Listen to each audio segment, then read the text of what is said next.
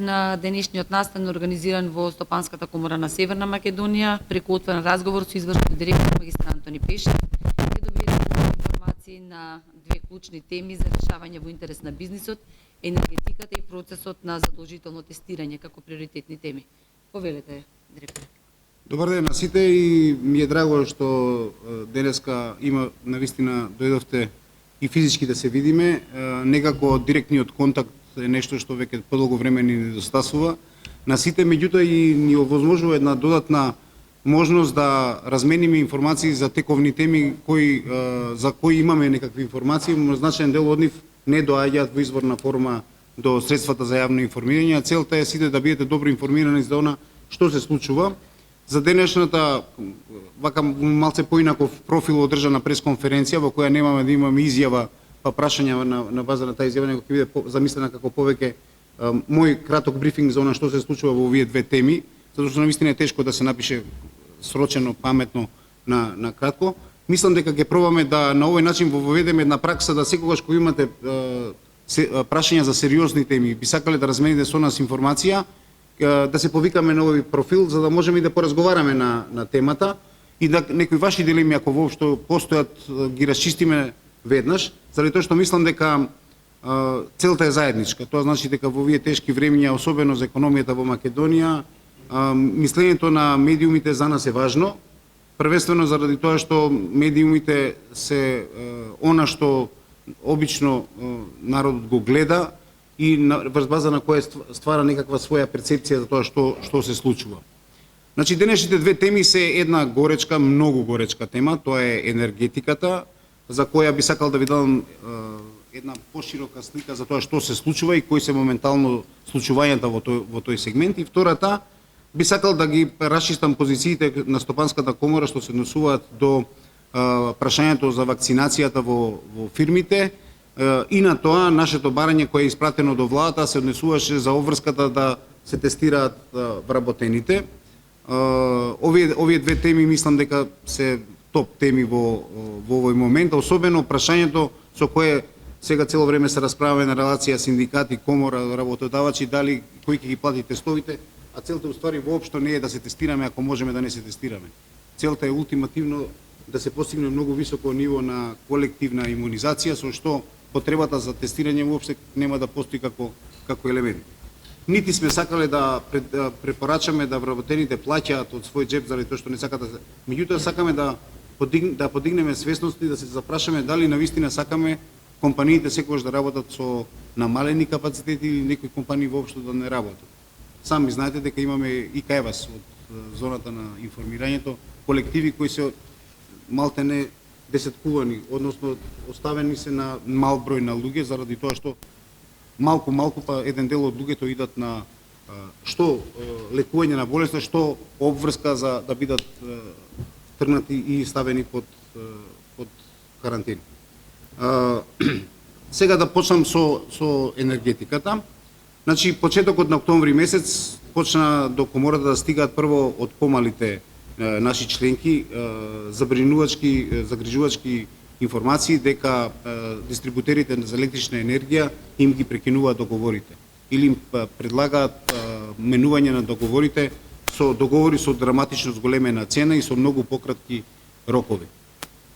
На почетокот тоа беше вака индикативно, меѓутоа не многу загрижувачко заради тоа што компаниите беа помали играчи, па направивме напор да контактираме со некои од нашите поголеми членки да видиме дали кај нив е ситуацијата таква и во тој период ни кажаа дека кај нив се уште не дошло такви барања за прекинување на договорите за снабдување со електрична енергија. За да не цела недела подоцна почнат сите да се јавуваат со тоа дека договорите за снабдување со електрична енергија им се прекинуваат од снабдувачите и им се понудат договори со не малку зголемени цени, него со 3-кратно, 4-кратно, дури 5-кратно зголемување на цените, што беше силен индикатор дека треба да направиме нешто за да провериме состојбата, така да на 8 октомври, значи ова се говориме скоро колку месец и пол дена, свикавме една заедничка координативна состанок во хибриден формат со носителите на фактички активностите во сегментот на енергетиката. Тука беше ЕСМ, регулаторот, представници на владата, на министерството, советниците од кабинетот на премиерот, сите што можеа, што се директни чинители на таа работа, ги повикав овдека во комората да размениме информација дали е состојбата таква и како може да се превенира. Она што го слушавме тој ден беше благо речено загрижувачки.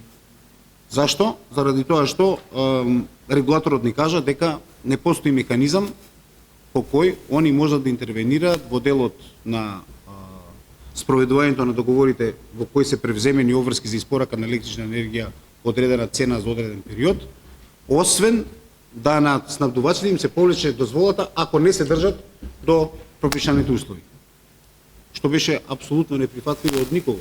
Знаете како останувате во ситуација во која ако ви го прекине снабдувањето со електричната енергија, останувате со единствената можност да тоа го купите на слободниот пазар во услови кога цените се тотално непредвидливи, а вие како корисник дури не заслужувате да бидете забележани на пазарот, заради тоа што вашата потрошувачка колку и да е голема е малечка во однос на можности да се купува по квалитетна цена на пазарот.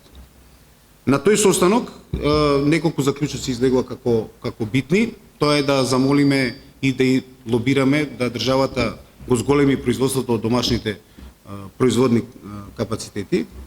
Тоа веднаш значеше набавка на јаглен и подоцна тоа беше пренесено во иницијатива за веднаш подхитно распишување на тендер за снабдување со јаглен за потребите на РЕК Битола и ТЕЦ Осломеј. И мислам дека за жал сами сте сведоци дека таа иницијатива еве до ден денеска слабо се одреализира заради тоа што понудите за јаглен во овој момент се покажа како исклучително тешки за обезбедување, заради тоа што снабдувачите првенствено, особено на оние кои најмногу се очекуваше, тоа е Грција, значи говориме за блиските дестинации, ги имаат затворено своите производни капацитети веќе подолго време заради обврските на Грција да прекине со производството на електрична енергија низ нивните термопостројки.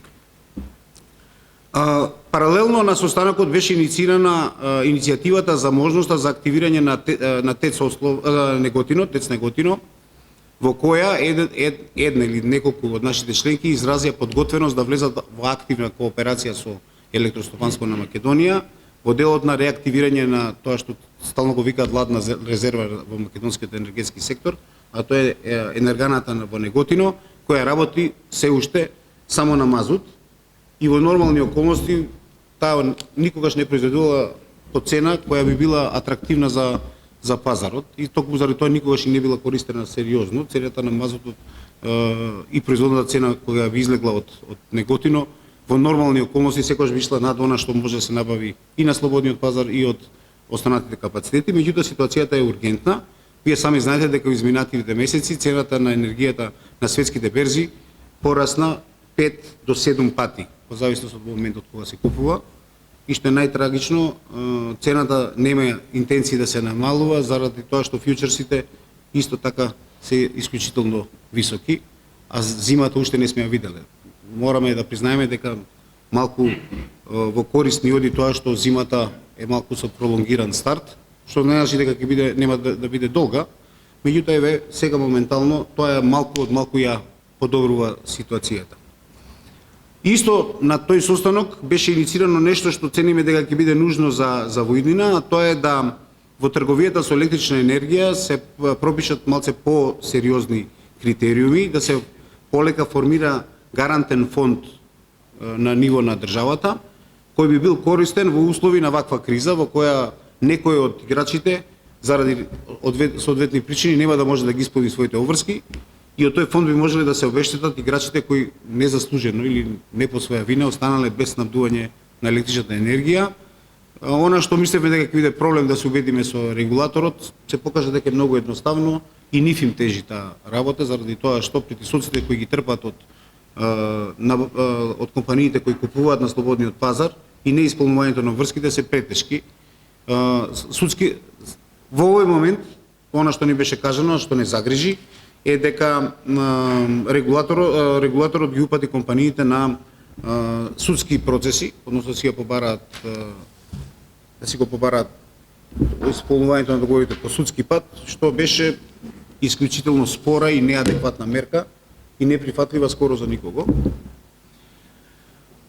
Значи на 8.10 кај нас бара во комората, верувам дека и во државата, меѓутоа кај нас во комората беа уклучени алармите на највисоко можно ниво, значи формирана е посебна група на луѓе кои се занимаваат со тематиката, со која ќе работи интензивно комуникација со сите чинители, со компаниите од една страна, со регулаторот од друга страна, со министерството од трета страна, електростопанство, и се со цел да успееме да најдеме извор на електрична енергија кој нема да биде класичен увоз од надвор, со обзир на тоа дека класичен увоз од надвор во овој момент е неприфатлива цена и што е најстрашно е тотално недефинирана и непредвидлива и неовозможува на компаниите дури ни 3-месечно планирање на нивното производство. Значи една работа е кога имате цена фиксна во одреден период на која може да рачунате и на база на тоа ќе си ја дефинирате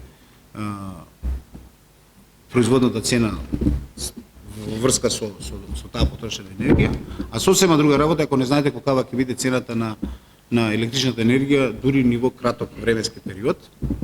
И од тука започнавме интензивно да работиме на сите можни фронтови. Сега ќе ви кажам кои се све правци во кои делуваме за да сватите дека оваа работа воопшто не е некако се прозвучи многу чудно информацијата дека ако се активира ТЕЦ Неготино, членките на комората ќе добиваат електрична енергија. Не беше тоа целта.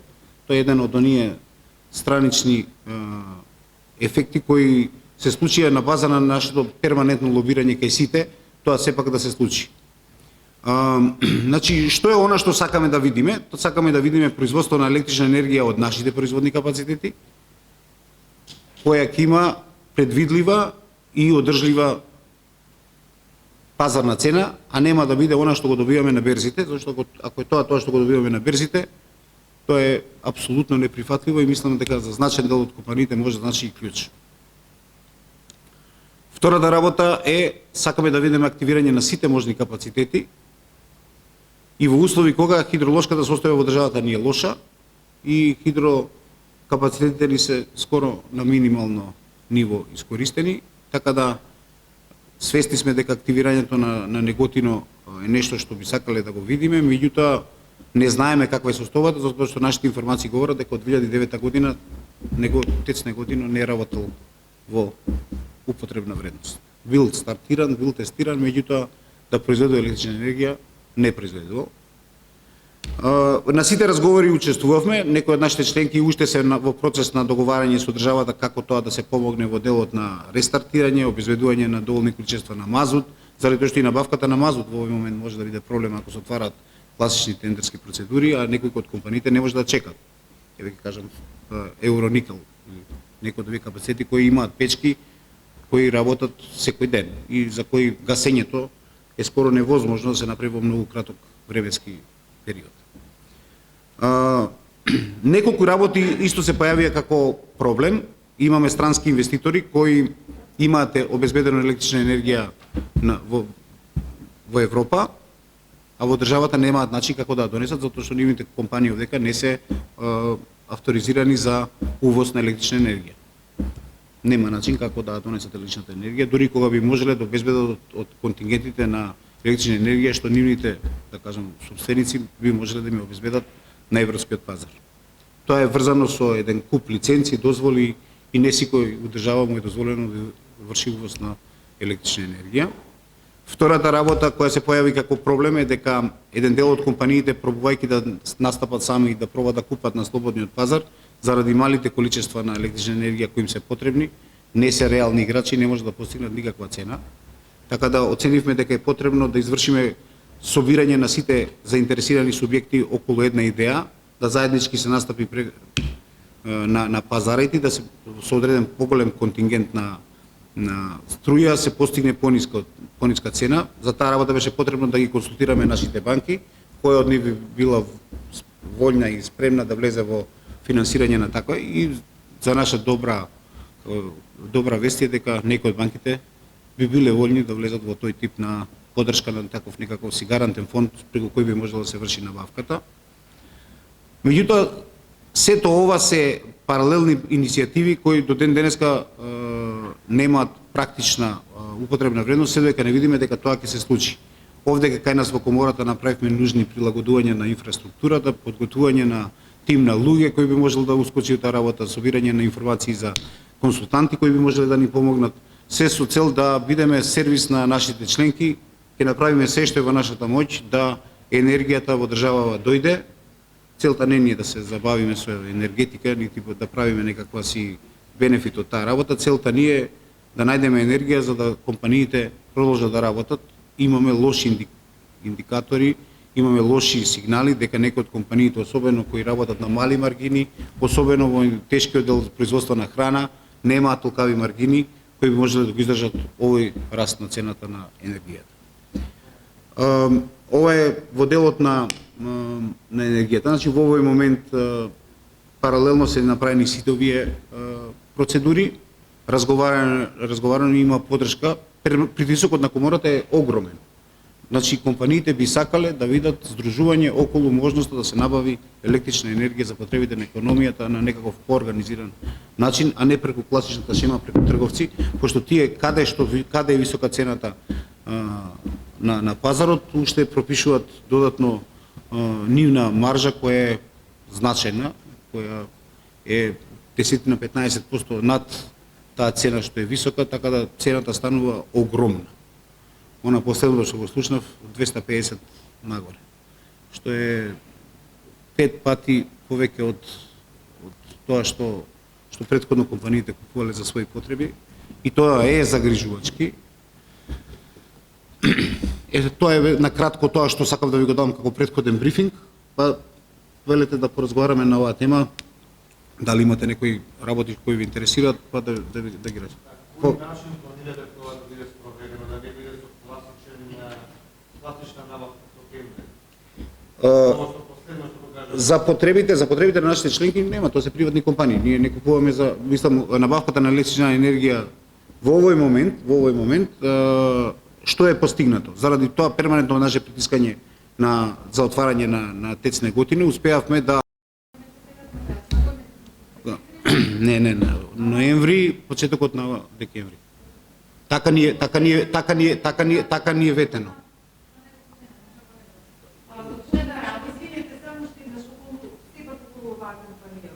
Добро.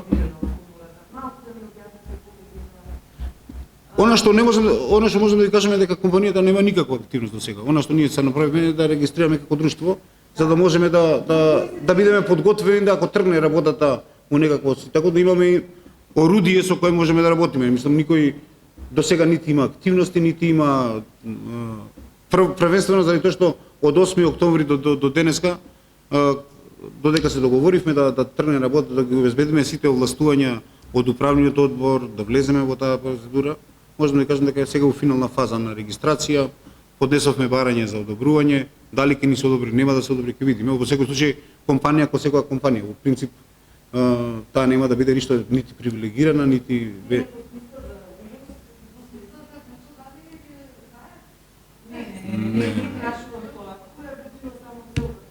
Искрен да бидам, кога ги седнавме околу на маса 20 на големи потрошувачи, клучното прашање се постави кој ќе увезе електричната енергија, ако ние се договориме да формираме пул за набавка.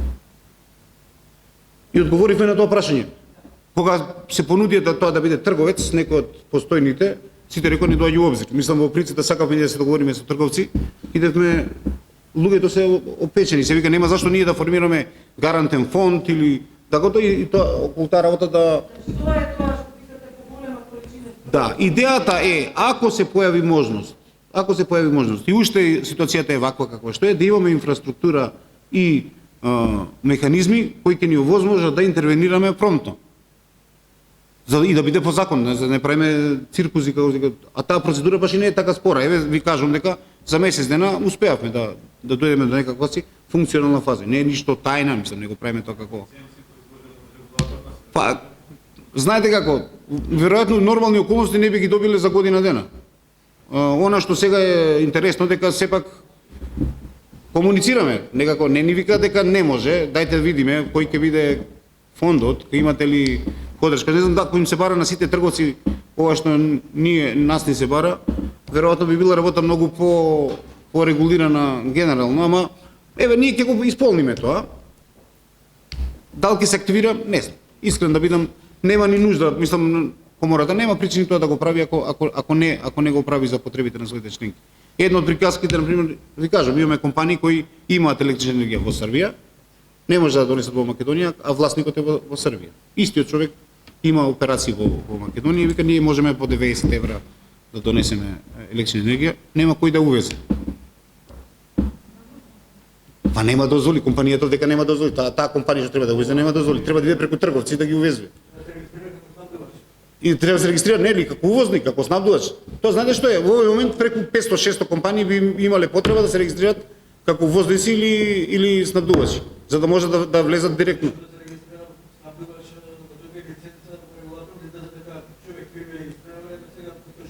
Па добро, веројатно знаете како кога ќе дојде проблемот на ова ниво, се заоштруваат и критериуми, се заоштрува и се, меѓутоа не сакаме да имаме, сепак имаме комуникација со регулаторот, не се непријателски расположени, ама и они се внимателни да не направат некаква грешка. И овој пат веројатно ќе го терат законот како што треба да го терат, па нека го терат. Мислам во принцип идејата е да формираме еден механизам кој ќе функционира и во услови на ургентна потреба. Дај Боже никад да не потреби електростопанство на Македонија да си ги обезбеди потребните количини од своји извори. Би било феноменално, мислам.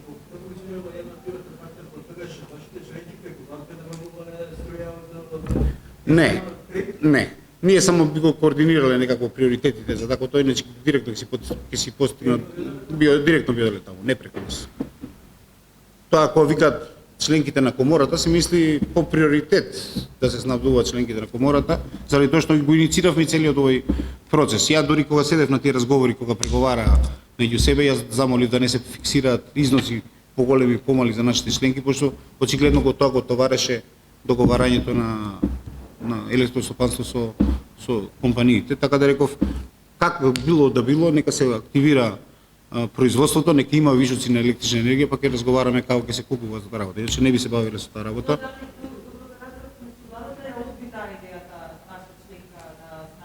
Не, јас колку што разбрав, ние бевме на разговори со нив, тоа не е напуштено, само што е сега моментално проблематично 20-дневното функционирање во празен ход, сега што треба се направи за да почне да произведува, заради тоа што тука беа најголемите дилеми, како ќе биде покриено, со кои средства, таму ќе бидат најголемите загуби, така да уствари, знаете, тоа беше клучната тема со која не се најде.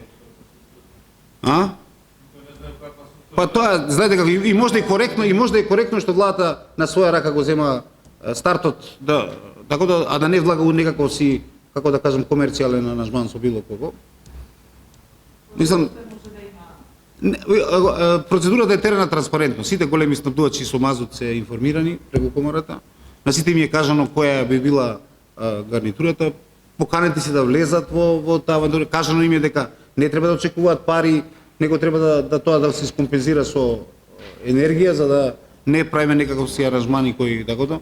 И тука се клучните прашања, сега што не можам да ги отварам ја, пошто и мене ми се минуваат, не сум на секој состанок седнат таму да гледам што се случува. Тука се дебатираат на кој ниво ќе биде мазутот плюс минус процент, на кој ниво ќе биде искористената енергија плюс минус, кој ќе ги плати застоите, а треба 4 застои во тој период до април месец да се предвидат краткотрајни. Има тука некои недостатоци кои се типично, како да кажем, енергетско комерцијални, кои треба се стават во математиката. И ми е драго дека, како се ка, е покажано каков интерес за оваа институција. У нормални околности не би ја ни правеле, веројатно, меѓутоа, мислам дека никого не може да му биде на штета овој тип на ангажман, затоа што се мобилизира целокупниот наш пред се лобистички капацитет на институцијата, која може да истурка некаков тип на решенија кои се и по краток временски период него нормална компанија што би добил.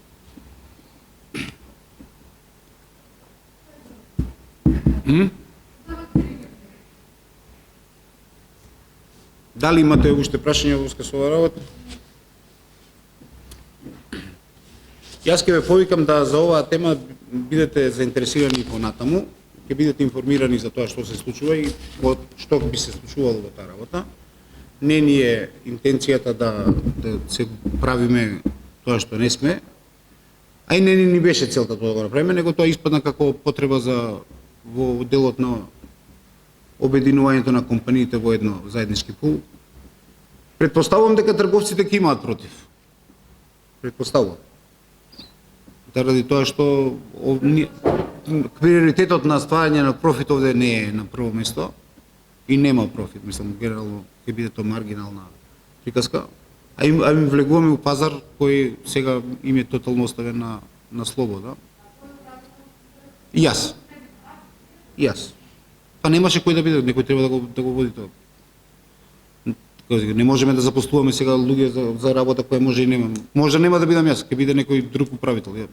По принцип го направивме тоа за да биде најбрзо можно.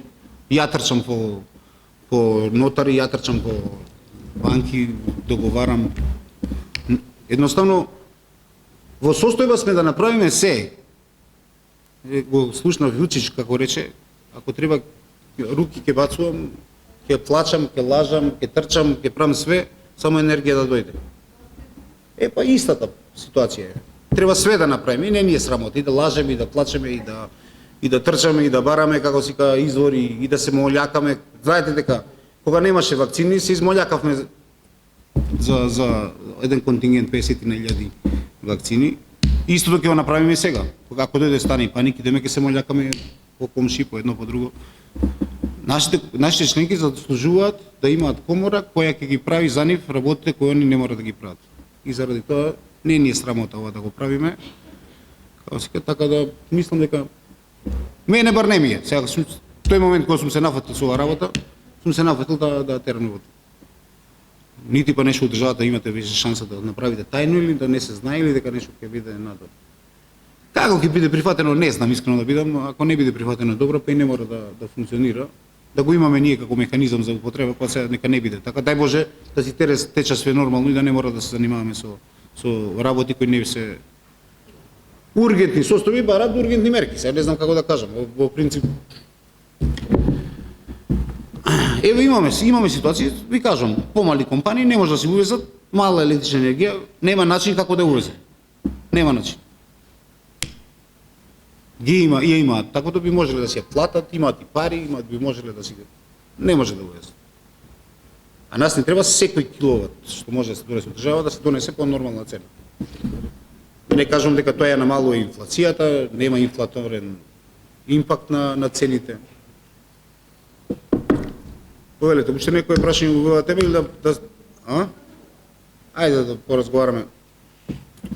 Исто тема која вака беше присутна во јавноста беше темата за врската да се вакцинираат луѓето што работат во колективите или ако не се вакцинираат да се подложени на тестирање. Значи не ни е целта да ги натераме луѓето да плаќат од свој џеп, затоа што мислиме дека тоа на тој начин нешто ќе ги уценуваме. Цениме дека производниот процес во колективите веќе не може да трпи да има 20% од луѓето перманентно надвор од функција. Особено во колективите каде што се работи на мал и затворен простор и каде што заложбата да се биде вака на дистанца со отворени прозори и така е скоро невозможно. И наместо да седиме да се чудиме што следно ќе се случи во таа работа и како да ги натераме луѓето кои не сакаат да се вакцинираат заради една серија на недостатоци во процесот на едукација, цениме дека треба да се направат максимално напори да бар процесот не трпи. Ова решение што го предлагавме со тестирање, го предлагаме не за да ги стимулираме тие што не се вакцинираат да продолжат да не се вакцинирани, па да се вада со тоа дека ќе бидат тестирани, него идејата е ултимативно да се постигне нашата цела, тоа да бидеме сите што е можно повеќе колективно имунизирани, да можеме колективите да работат нормално. Да биде јасно, ако треба да се вакцинираат, да се тестираат вработените, тоа нема да биде на товар на компаниите. Тоа некако остана недефинирано. Ние не преговараме на таа тема.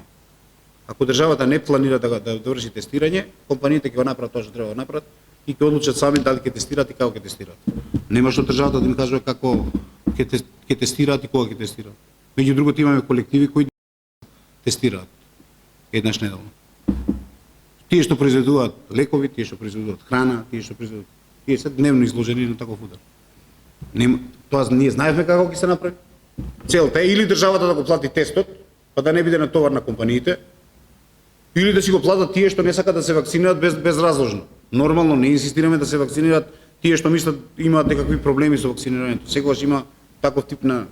Ама у ситуација во која колевките на демократијата и луѓските права и слободи пропишале таква мерка, говорам за Америка, како си ние сме поголеми католици од папата, или што правиме ние овде? Ние не бараме нешто што е уникатно у свет. Меѓу другото, околу нас сите држави се во блокада. Ви кажам, капацитетите на нашите компании не се такви да издржат уште еден локдаун. И ултимативната, како се кажа, резултат на таа состојба ќе биде дека компаниите ќе затворат, па сите барабар, и ваксери и антиваксери, ќе си идат дома без работа. Не ги разбирам. Знаете дека и кајва се ситуацијата така во вашите колективи. Безразложно се одбива процесот на вакцинација. Ако е проблем типот на вакцината, може да требаше да се разговара за типот на вакцината. Сега више има и простор и време и капацитет да се разговара за набавка на други вакцини ако не им се допаѓаат на луѓето или понуда поинаква. Меѓутоа, на студии направени на по милион, 2, 3 еве, имам кај мене, не знам, вчера потрошив едно цело попладне да барам какви се резултатите од процесот на вакцинирање и дали некаде тоа се случува дека луѓето имаат проблем или не е така. Нема умрени од вакцина. А и умрени од ковид има колку сакате. И со трајни последици. Значи не е целта. За разлика од комисијата наша која прележалите ги третира како невакцинирани, работодавците не се така. Работодавците само сакаат да бидат имунизирани. За нас прележување, вакцинирање, тоа е исто.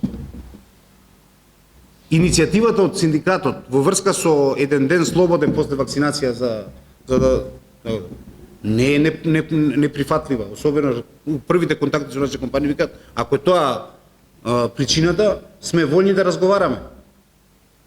Значи, ќе ги повикаме нашите членки, да, како сика, навистина, вон закони, вон се, одобрате тој еден ден, што знаеме дека се случува денот после вакцинацијата е проблематичен за вработените, затоа што имаат последици од температура лесна или така.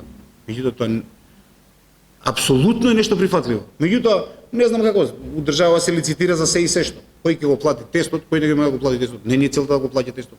А нека не го плаќа тестот. Секој ќе си го направи тоа што мора да го направи. Ние идеме, сакаме да се створи ситуација во која функционирањето на компаниите ќе биде логично и остварливо, а не ситуација во која ќе се чудиме што ни се случува и утре платата да ја вадиме од перпетум мобиле. Не знам како ние, за разлика од државата која има буџет кој може да иде у буџетски дефицит, компаниите немаат буџет со кој може да идат у буџетски дефицит. И сега ми рекоа како сика дека вакцинирањето било како сика загрожување на правата и слободите на граѓаните. Затоа што мислеле луѓето дека некој не може ги натера да се вакцинираат. Во ред е. Така е по закон.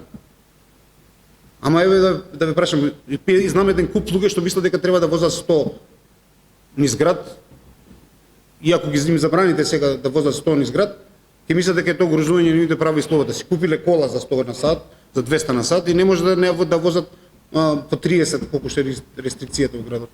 Па не им дозволуваме затоа што колатералната штета и луѓето што ќе загинат се многу повеќе. И штетите што ќе се направат према општеството, значи секогаш има нешто што треба да се процени колку е нивото на овозложување на људски права и слободи, колку е нивото на кое вие го загрозувате нечие туѓо право на слобода.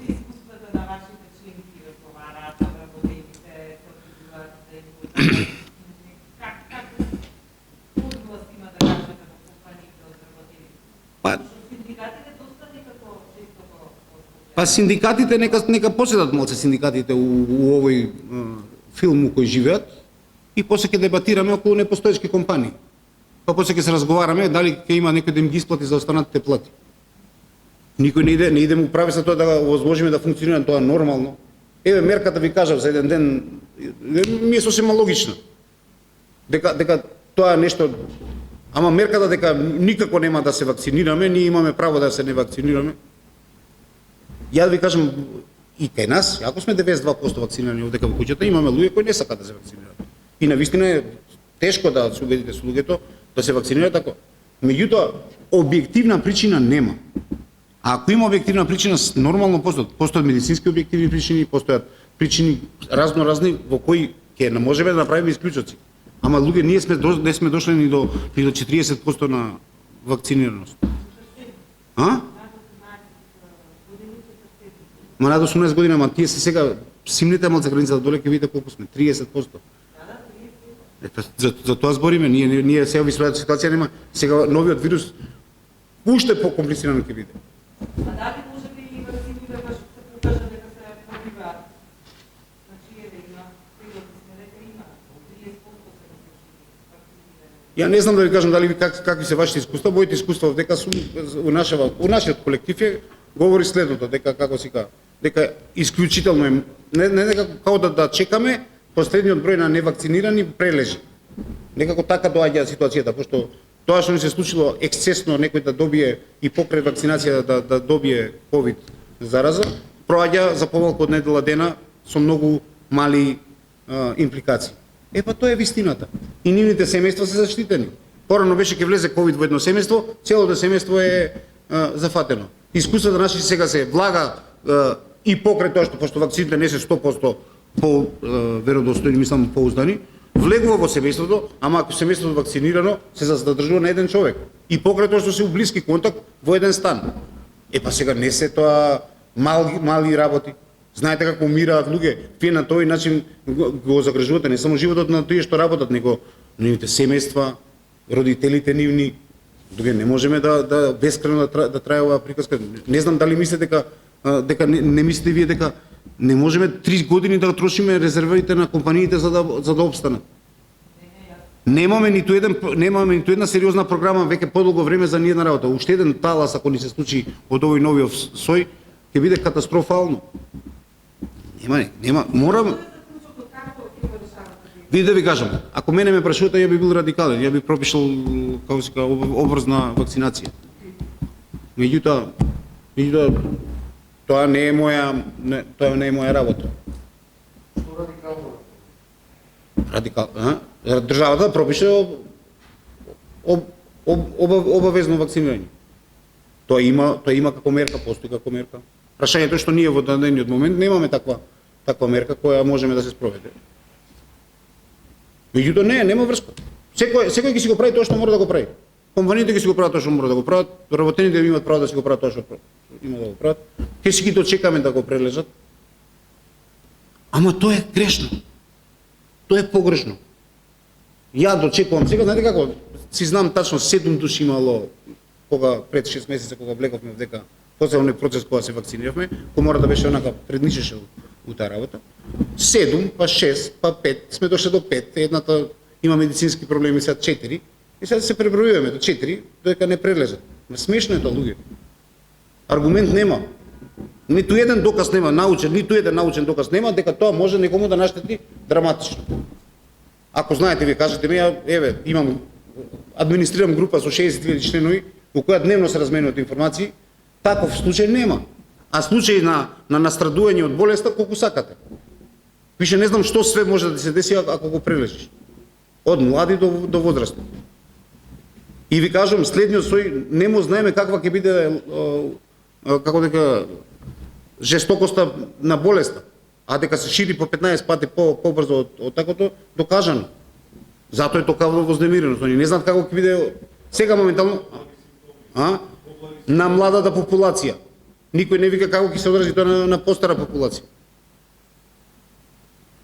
Затоа ви кажам, во принцип, единствената, не е само наша, колективната имунизација е чекор поблиску до стварањето на по-широк фронт на отпор према она што ни следува. Луѓе нема да заврши ова работа ни сега, ни следниот месец, ни месец дена после тоа.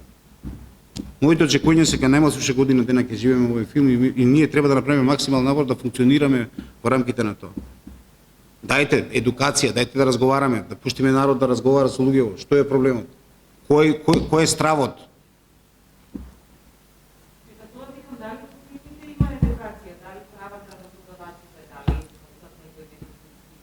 Ја да ви кажам, толку е тоа силно како си ка влијанието на социјалните мрежи на луѓево, што такви будалштини се изнаслушав, што знаете како, ја уште од технологија сум, чип што проаѓа низ игла на шприц, не сум видел. Не сум чул дека постои, ама си наслушав со убедување дека како сега ќе им ставаат чипови на луѓето. Ма ги гледам луѓе, искрено да ви кажам, ја го третирам ова целиот овој концепт го третирам како тест на интелигенција. За мене како сега ова беше исклучително квалитетен сигнал да си ги проценам интелигенцијата на луѓето со кои сум другарувал толку години. Или се недоволно едуцирани, или не сакаат да читаат, или слушаат погрешно. Во секој случај како да живееме од два одвоени света, паралелни светови. Како се Па не знам, ја, за мене е ова тест на интелигенција, луѓе. Да се преживи или да не се преживи. Не викам дека не може да ве фати болест. Секого може да фати, ова не е стигма. Меѓутоа факт е дека ако сте вакцинирани дека прележувате полесно и дека преживувате повеќе, више не знам што и ке нас се више видливи се бројките. Значен дел од луѓето што биле 2 пута вакцинирани, по втор пат добиле болеста, како сика, умрле обично во ситуација во која би имале исклучително тежок коморбидитет. Немаме више ексцеси да умираат без веза, млади луѓе без. И сакам да потврдам, не сакаме да се расправаме нити со синдикати, нити со Јас мислам дека државата мора да најде механизам, ако ништо друго да направи скрининг со ефтини тестови и да се прави скринингот од време на време или да обезбеди тестови по исклучително ниски цени за да компаниите може да го прават тој скрининг еднаш 2 пати по месец. Повелете.